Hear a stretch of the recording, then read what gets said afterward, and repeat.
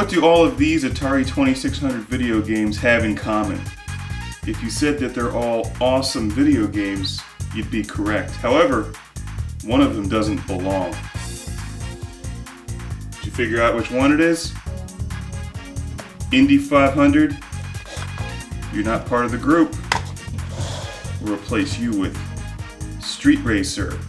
You see, the great thing about Atari 2600 games is that they typically told you what kind of controller to use with the game on the cartridge. This one says use with driving controllers. All of these other ones say use with paddle controllers, which are different than the driving controllers, and we'll look at that now. The most obvious visible difference is driving controllers say driving, paddle controllers say paddle. Also, driving controllers each have their own plug, whereas paddle controllers, as we'll see, share one plug. There's also the difference that driving controllers can spin all the way around like that over and over and over and over and over again. Paddle controllers, on the other hand, can spin all the way over there, they lock, then you can spin all the way over there, and they lock. So you don't get a full 360 degrees of rotation with these. And this particular unit, and I'm not sure if this is due to the age or the units themselves, gives you a bit of resistance when you're turning it back and forth. So I actually prefer the feel of the paddle controller to the driving controller.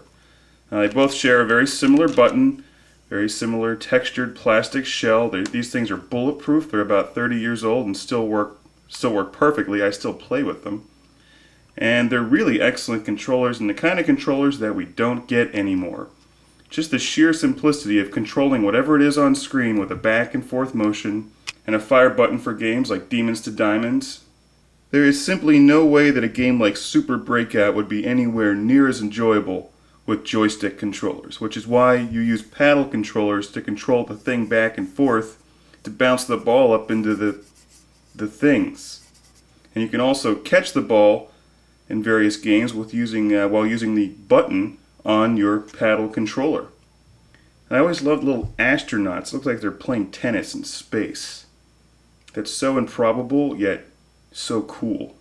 So check it out. We have what looks like two individual paddle controllers, but that's not entirely true. This is actually one pair of paddle controllers, a complete set, because they come with their own plug together. You see, they share. And the cool thing about this is, as you know, on the Atari 2600 and 7800, there's two controller ports on the front of the unit.